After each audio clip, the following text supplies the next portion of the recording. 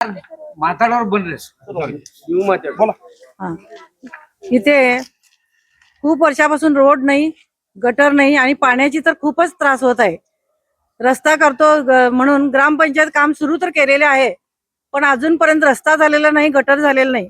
गटारीचं वाहतं पाणी म्हणजे घाण पाणी सगळं रस्त्यावरून वाहत आहे आणि विहिरीनं टच होऊन विहिरीचं सुद्धा पाणी घाण होत आहे।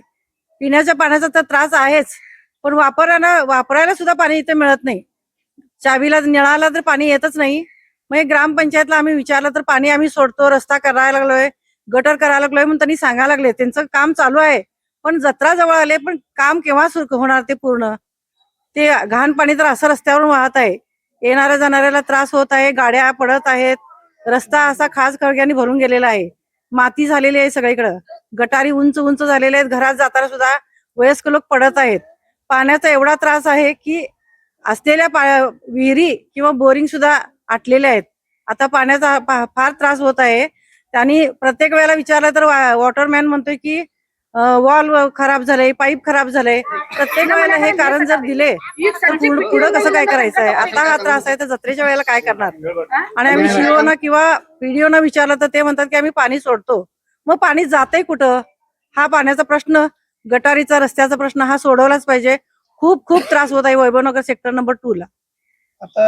पाणी सोडलं 8 दिवसातून एकदा पाणी येते, ते पण एका भागाला येते, एका भागाला येत नाही, अजिबात पाणी येत नाही। आणि ते पण असलं तर बारीक असतंय, पाणी आले की लाईट जाते, मग पाणी चढवणार कसं? अगदी बारीक म्हणजे भरण्यासारखंही नसते पाणी। माझं नाव सविता किल्लेकर, वैष्णवी महिला मंडळ, ನಗರ ಶ್ರೀರಾಮ್ ಕಾಲನಿ ಬೆಳಗಾವಿ। ಇಲ್ಲಿ ಜನರಿಗೆ ಆಗ್ತಾ ಇರೋ ತೊಂದರೆಗಳೇನಂದ್ರೆ, ಮೊದಲಿನ ಮಾತು ಇಲ್ಲಿ ನೀರು ಇವತ್ತು ಬಿಡ್ತೀನಿ, ನಾಳೆ ಬಿಡ್ತೀನಿ, ನಾಳೆ ಬಿಡ್ತೀನಿ, ಇದೇ ತರ ನಾವು ಮೌಖಿಕವಾಗಿ ನಾವು PDO ಹತ್ರ ಮತ್ತೆ ಇನ್ ಬೇಕಾದ್ರೂ ಆಫೀಸರ್ ಹತ್ರ ಹೋಗಿ ನಾವು ಎಲ್ಲ ಮನವಿಯನ್ನು ಕೊಟ್ಟಿದ್ವಿ। ಆದ್ರೂ ಅದ್ರ ಬಗ್ಗೆ ಇನ್ನೂವರೆಗೆ ಕಾರ್ಯನಿರ್ವಹಣೆ ಬಂದಿಲ್ಲ, ಕಾರ್ಯದಲ್ಲಿ ಬಂದೇ ಇಲ್ಲ। ಅದ್ರ ಜೊತೆಗೆ ಏನಾಗ್ತಾ ಇದ್ರೆ, ಇಲ್ಲಿ ಗಟ್ರಗಳು ಏನಾಗಿದೆ ಅಂದ್ರೆ, ಮೊನ್ನೆ ಅದು ರೋಡ್ ಅಡ್ಡಿ ಬಿಟ್ಟು ಗಟ್ರಗಳಲ್ಲಿ ಬರೋದ ನೀರುಗಳೆಲ್ಲ ರೋಡ್ ಮೇಲೆ ಬರ್ತಾ ಇದಾವ। ಅದರಿಂದ ಇನ್ನೂ ಪ್ರಾಬ್ಲಮ್ ಆಗ್ತಾ ಇರೋದ್ರಿಂದ ಇಲ್ಲಿರೋರು ವಯಸ್ಕರ ಜನಕ್ಕೆ ಅವರ ಹೆಲ್ತ್ ಪ್ರಾಬ್ಲಮ್ ಆಗ್ತಾ ಇದೆ।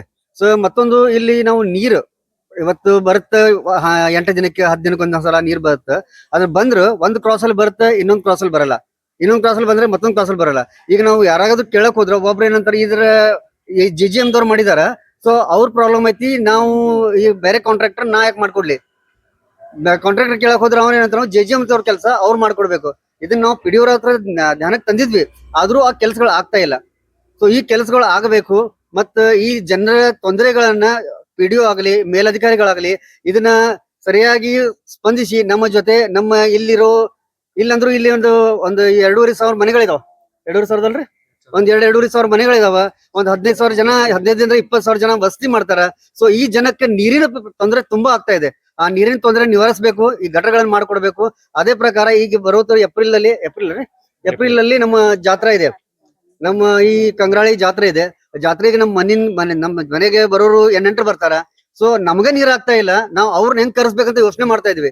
ಸೊ ಇದಕ್ಕೆ ಪ್ರಶಾಸನ ನಮಗೆ ಅದ್ರ ಸ್ಪಂದಿಸಬೇಕಾಗಿ ವಿನಂತಿ ಅಂತ ಹೇಳ್ಕೊಡ್ತಾ ಇದ್ವಿ। ಇಲ್ಲ ಅಂದ್ರೆ ನಾವು ಇವತ್ತು ಮಾಡಿರೋದು 1ನೇ ದಲ, 2ನೇ ದಲ, 3ನೇ 4ನೇ ಸರಿ, ಇದ್ರ ಮುಂದೆ ಈ ಸರ ಯಾವ್ದೋ ಅದ್ರ ನಿರ್ಣಯ ತಗೊಳ್ಳಿಲ್ಲ ಅಂದ್ರೆ ನಾವು ಇದಕ್ಕೆ ಉಗ್ರ ಹೋರಾಟ ಮಾಡಬೇಕಾಗತ್ತ ಅಂತ ಎಚ್ಚರಿಕೆ ಕೊಡ್ತಾ ಇದೀವಿ। ಯಾಕಂದ್ರೆ ಇವತ್ತು ನಾವು ಬರೇ ನಮ್ಮ ಮಾತಿನಿಂದ, ನಮ್ಮ ಮನವಿಯಿಂದ ಕೊಡ್ತಾ ಇದೀವಿ। ಆಮೇಲೆ ನಾವು ರಸ್ತೆಗೆ ಇಳಿದು ಎಚ್ಚರಿಕೆ ಕೊಡಬೇಕಾಗತ್ತೆ ನೋಡಿ, ಯಾಕಂದ್ರೆ ಉಗ್ರ ಹೋರಾಟ ಮಾಡೋ ಸ್ಥಿತಿ ಬರಬೇಡದು, ಅದಕ್ಕೋಸ್ಕರ ಮೊದಲು ಈ ಕೆಲಸವನ್ನು ಮಾಡ್ಕೊಡ್ಬೇಕಾಗಿ ವಿನಂತಿ ಅಂತ ಕೇಳ್ಕೊತಾ ಇದೀವಿ।